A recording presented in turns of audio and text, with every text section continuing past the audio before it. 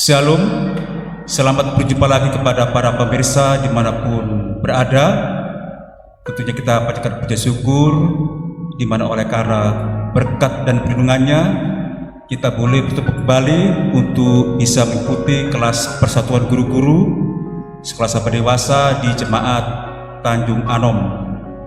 Adapun pembahasan pada saat ini adalah di pelajaran sekolah sahabat yang ke-10 dengan judul kepada siapa akhir telah datang. Baiklah, sebelum kita membahas materi pelajaran kita akan perkenalkan dulu para bicara pada saat ini. Yang pertama adalah Bapak Pendeta Del Sompotan. Beliau akan membahas peristiwa penciptaan dan Daniel. Dan selanjutnya adalah Bapak Lambok Panjaitan. Beliau akan membahas tentang air bah. Dan selanjutnya pembicara kita adalah Saudara Eka Panjaitan, dan beliau akan membahas Sodom dan Gomora. Baiklah, sebelum masuk pada pembahasan dan kita akan berdoa yang akan dipimpin oleh Bapak Pendeta Del Sompotan. Mari kita berdoa. Ya Tuhan, Bapa kami yang bertakhta di dalam kerajaan sorga, segala puji dan syukur kami naikkan kepadamu oleh karena besar rahmat, anugerah dan cinta kasih-Mu dalam kehidupan kami. Saat ini kami akan mempelajari pelajaran sekolah Sabat. Urapi kami semua yang akan menyampaikan pelajaran ini, agar setiap pelajaran yang kami sampaikan menjadi berkat pencerahan bagi semua pemirsa kami yang mengikuti siaran kami. Terima kasih Tuhan, ini doa kami dalam nama Yesus kami berdoa. Amin. Baik, terima kasih Pak Pendeta. Tentunya kami percaya para pemirsa rindu untuk boleh mendengarkan firman Tuhan pada pelajaran saat ini, yaitu pelajaran ke-10, kepada siapa akhir telah datang. Baik, selanjutnya waktu dan tempat kami berikan kepada Bapak Del Sompotan untuk membahas peristiwa penciptaan dan Daniel. Waktu diberikan kesempatan. Baik, terima kasih. Kita akan membahas pada kesempatan yang baik ini tentang bagaimana peristiwa penciptaan, di mana kita ketahui bersama bahwa di dalam kitab Kejadian disampaikan di sana bagaimana penciptaan daripada dunia ini, segala sesuatu yang ada di dunia ini, termasuk juga di dalamnya yaitu manusia. Ada berbagai-bagai hal yang Tuhan ciptakan, dan di sana kita menemukan ada keistimewaan daripada manusia itu, di mana manusia itu diciptakan di bagian akhir dari semua rangkaian penciptaan. Dengan kata lain, segala sesuatu itu telah ada, lalu kemudian manusia itu diciptakan untuk menikmati apa yang telah Tuhan ciptakan.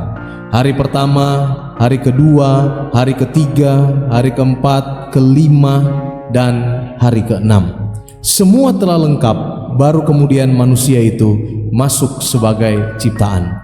Dan bukan hanya sampai di situ, hari ke-7 di dalam Kejadian pasal 2 ayat pertama sampai ayat ketiga itu juga menceritakan kepada kita bagaimana Tuhan mendirikan Sabat, hari Sabat, sebagai waktu di mana manusia dapat menyembah Tuhan, bersekutu dengan Tuhan.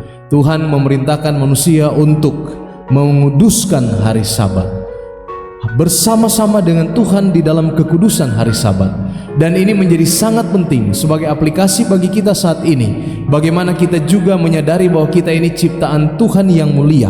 Bagaimana kita menempatkan diri di dalam situasi dan kondisi, baik antara kita kepada Tuhan sebagai ciptaan Tuhan kepada pencipta, dan bagaimana kita memperlakukan sesama kita manusia yang kita semua adalah sama-sama ciptaan Tuhan. Penempatan diri seperti ini sangat penting, karena kita diciptakan menurut gambar dan rupa daripada Allah. Di dalam kitab Kejadian 1 ayat 26, kita manusia diciptakan sesuai dengan gambar Allah.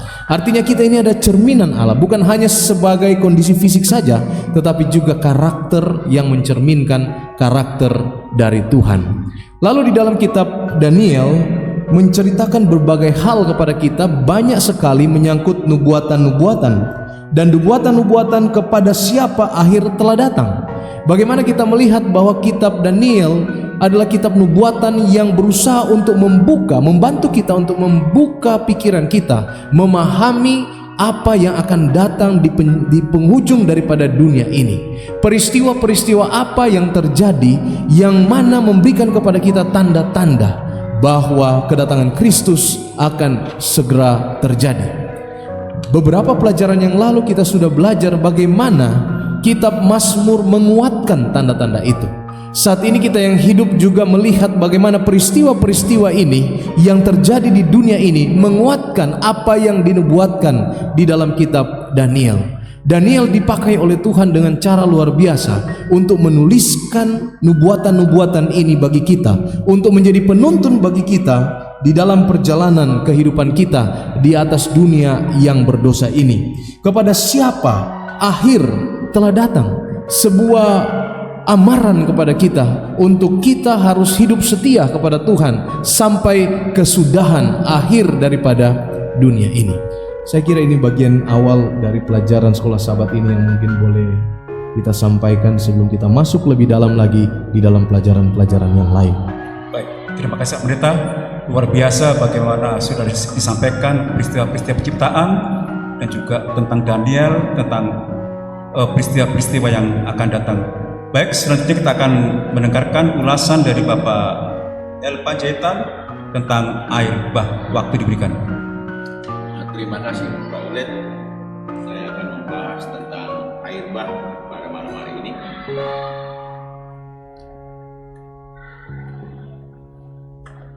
Air bah, memahami peristiwa air bah secara paralel dengan peristiwa kedatangannya yang kedua kali diakui oleh Yesus sendiri. Di dalam Matius 24 ayat 37 dikatakan, sebab sebagaimana halnya pada zaman Nuh, demikian pula halnya kelak pada kedatangan Anak Manusia. Yesus kemudian melanjutkan dengan menyingkapkan kesamaan antara kedua peristiwa tersebut. Kejadian yang sifat bencana terjadi secara tiba-tiba. Kesibukan manusia yang bersifat materialistis sebelum kehancuran bumi, makan, minum, menikah, gagasan tentang suatu umat yang sisa, dan kepastian akan terjadi peristiwa-peristiwa tersebut. Gambaran tentang air bah dalam kitab Kejadian juga menunjukkan apa yang akan terjadi pada akhir sejarah manusia. Jadi air bah kita melihat di sini di dalam catatan pelajaran kita sama halnya dengan menantikan kedatangan Yesus yang kedua kali pada zaman kita saat ini. Apa yang terjadi di dalam air bah, manusia itu semakin jahat, semakin bertambah-tambah jahat, dan mereka tidak menginginkan akan Allah di dalam kehidupan mereka. Dan pada saat ini juga, di zaman akhir ini, di zaman kita saat ini juga sama seperti halnya pada zaman Nuh, zaman air bah, bahwa kedatangan Yesus yang kedua kali itu sudah hal biasa didengarkan oleh banyak orang, tetapi tidak menerima firman atau anjuran atau seruan ini untuk bertobat, dan orang-orang akan semakin jahat. Kita akan melihat secara dunia ini bahwa peristiwa-peristiwa akhir zaman akan sangat sama persis pada zaman Nuh. Dan kita melihat judul pelajaran kita juga saat ini adalah kepada siapa akhir itu telah datang. Tentu di dalam air bah dan kedatangan akhir zaman disebutkan bahwa kepada siapa akhir telah datang, kepada orang-orang yang menolak kedatangan Yesus yang kedua kali. Begitu juga pada waktu itu, kepada siapa musibah ini datang, kepada orang-orang yang menolak kebenaran firman Tuhan. Jadi sama persis bagaimana gambaran peristiwa air bah dan kelak kedatangan Anak Manusia yang kedua kali. Mungkin inilah sekilas pelajaran kita tentang air bah yang boleh saya sampaikan sama teman-teman semua dan seluruh pemirsa yang hadir pada malam hari ini. Terima kasih Pak Udet. Terima kasih Pak Panjaitan, bagus sekali. Baru saya mengerti bagaimana peristiwa air bah, ya, itu sama seperti peristiwa menantikan kita kedatangan Yesus kedua kali, di mana kita boleh melihat semakin lama karakter daripada manusia adalah semakin jahat. Jadi hanya kita kembali kepada kita masing-masing, apakah kita menunggu kedatangan Yesus kedua kali itu dengan penuh harapan dengan mengikuti karakter Yesus sebagai orang-orang yang taat kepada Tuhan Yesus. Begitu Pak Pendeta ya. Baik, terima kasih Pak Pendeta. Selanjutnya kita akan mendengarkan ulasan daripada Saudara Eka Panjaitan, yaitu membahas tentang Sodom dan Gomora. Waktu diberikan. Oke, baik. Terima kasih kepada Bapak yang telah memberikan kesempatan kepada saya untuk menyampaikan pelajaran sekolah sahabat kita mengenai kisah Sodom dan Gomora. Baik, pemirsa sekalian, kalau kita tadi sudah mendengarkan bahwasanya ketika pada zaman Nuh, manusia tidak mengikuti kehendak oleh Tuhan. Iya. Manusia melanggar perintah Tuhan, manusia menolak dari ajaran firman Tuhan. Sama seperti kita juga mempelajari Sodom dan Gomora. Ya, bedanya ialah kalau di zaman Nuh, manusia yang tidak percaya kepada Tuhan, mereka dimusnahkan dengan cara ditenggelamkan. Tetapi di zaman Sodom dan Gomora, ya, Tuhan masih memberikan kesempatan kepada Sodom dan Gomora untuk bertobat. Ya, kalau kita bisa pelajari di Alkitab bagaimana Abraham berkompromi dengan Allah, Tuhan tolong jangan musnahkan Sodom dan Gomora. Tuhan kasih kesempatan kepada Abraham untuk menobatkan Sodom dan Gomora. Tetapi apa yang kita ketahui pemirsa, bahwasanya Sodom dan Gomora tidak menerima kesempatan yang Tuhan berikan kepada mereka. Mereka tetap melakukan kejahatan. Kalau kita bisa baca di dalam 2 Petrus 2 ayat 14 sampai 11, Yudas 5 sampai yang ke-8, dan Yezekiel 16 ayat yang ke-46 sampai 50. Di situ dikatakan bahwasanya Sodom dan Gomora mereka masih mengikuti yang namanya hawa nafsu, ya. Mereka juga masih menghina kekuasaan Allah. Mereka juga melakukan kejahatan, mereka melakukan angkuh, mereka menghujat kemuliaan Allah. Dan mereka juga masih melakukan tinggi hati dalam kehidupan mereka. Dan yang paling penting Bapak pemirsa sekalian, mereka tidak mau menolong sesama yang sedang dalam kesusahan dan sengsara. Ya, Tuhan sudah berikan kesempatan kepada Sodom dan Gomora untuk bertobat, tetapi mereka tidak melakukannya. Apa yang Tuhan lakukan kepada kota Sodom dan Gomora? Tuhan berikan api-api dari langit untuk menghancurkan kota Sodom dan Gomora. Pemirsa sekalian, apa arti Tuhan menghancurkan kota Sodom dan Gomora di dalam kehidupan kita sekarang ini? Ya, kalau kita lihat, jika kita umat-umat yang percaya kepada Tuhan pada zaman ini tidak melakukan kehendak Tuhan, tidak melakukan apa yang diperintahkan oleh Tuhan. Kalau kita bisa baca buku peristiwa akhir zaman, ya, bagaimana gedung-gedung yang tertinggi, ya, kalau kita lihat gedung tertinggi di zaman ini adalah gunung yang ada di Abu Dhabi. Ya, Tuhan akan ratakan itu jika kita tidak percaya dan melakukan kehendak Tuhan. Inilah arti dari kisah mengenai Sodom dan Gomora. Ya, jika kita tidak melakukan apa yang diperintahkan oleh Tuhan, jika kita tidak melakukan segala hukum Taurat yang Tuhan telah berikan kepada kita, kita akan seperti Sodom dan Gomora yang Tuhan akan hancurkan dan Tuhan akan musnahkan tanpa sepeser pun tersisa. Inilah mungkin penjelasan singkat yang bisa saya sampaikan mengenai kisah Sodom dan Gomora dan arti dari Sodom dan Gomora, supaya kita yang ada di sini dan pemirsa bisa menghidupkan dan menerapkan apa sebenarnya arti dari kisah Sodom dan Gomora. Tuhan memberkati. Amin.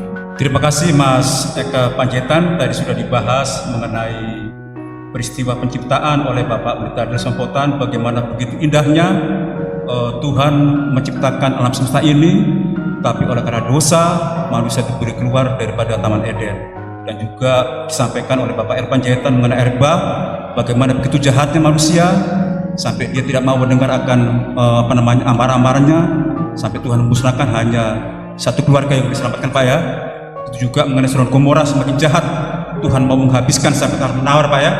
Tapi Tuhan masih kesempatan. Dan juga melalui Daniel, Tuhan memberikan suatu buatan untuk hal-hal yang akan datang mengenai peristiwa kedatangan Yesus yang kedua kali. Tentunya menjadi pertanyaan kepada kita pada posisi yang dimana, apakah kita akan mengalami seperti Sodom dan Gomora atau mengalami seperti Erba.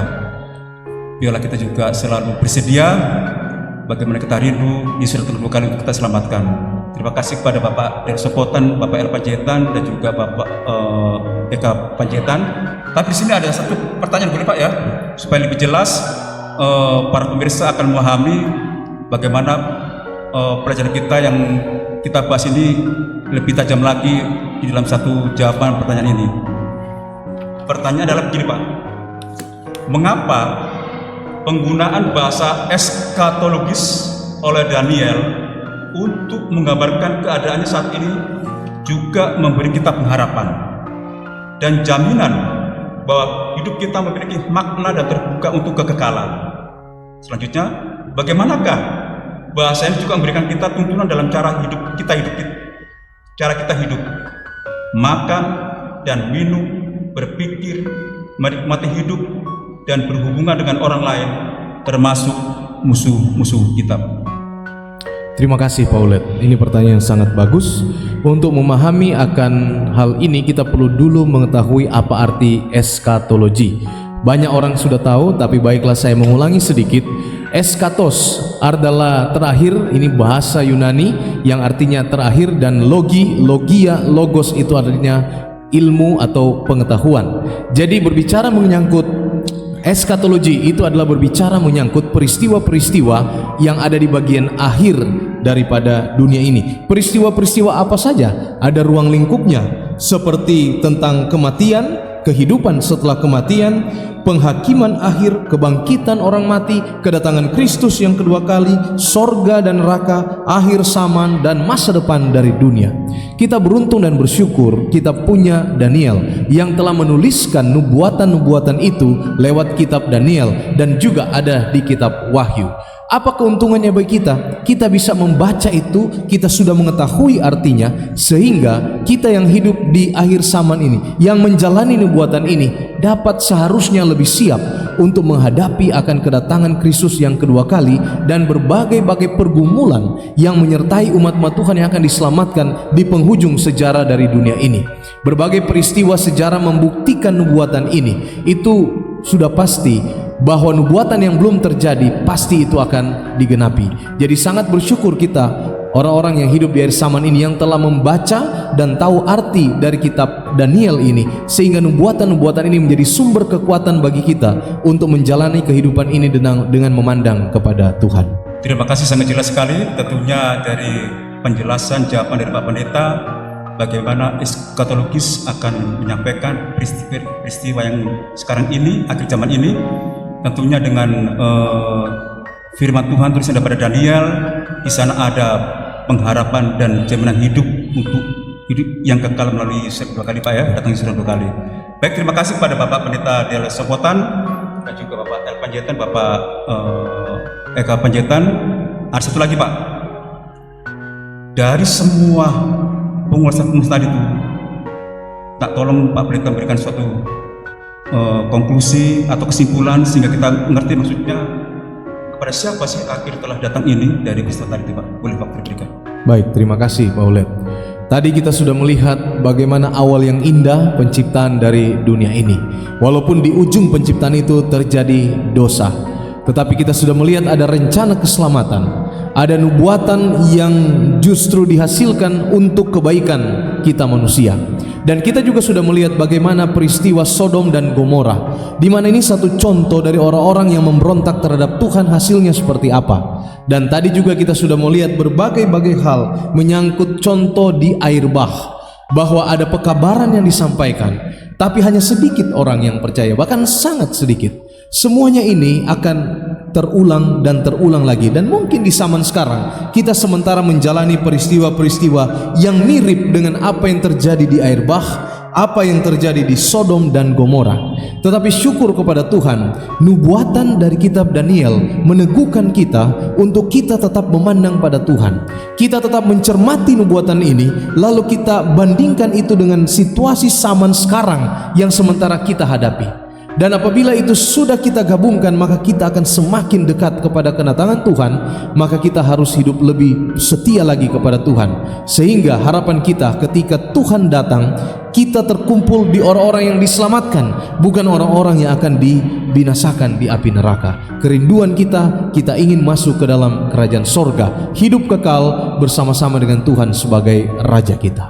Terima kasih Pak Pendeta. Tentunya tadi penyampaian kesimpulan sudah jelaskan bagaimana akibat dosa manusia semakin jahat, ya, dan tidak mau setia lagi pada Tuhan, sebagaimana peristiwa Sodom dan Gomora, air bah. Tapi melalui Yesus Kristus kita diberikan kesempatan untuk boleh datang kepadanya, untuk mohon ampun, untuk lebih dekat setia, dan ada ajaran keselamatan yang luar biasa yang diberikan oleh Tuhan kita yang penuh kasih dan belas kasih kepada kita. Baik, sekali lagi terima kasih kepada Bapak Pendeta dan sambutan Bapak El Panjaitan dan Saudara Eka Panjaitan.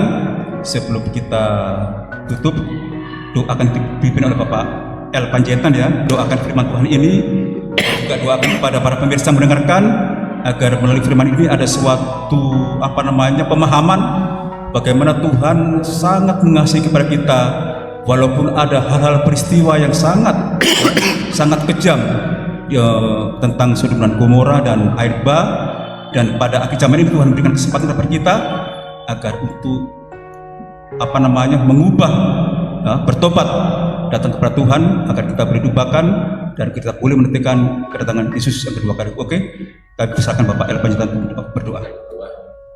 Terima kasih Tuhan atas pelajaran yang telah kami diskusikan bersama-sama pada malam hari ini di dalam pelajaran ke-10, kepada siapa aku telah datang.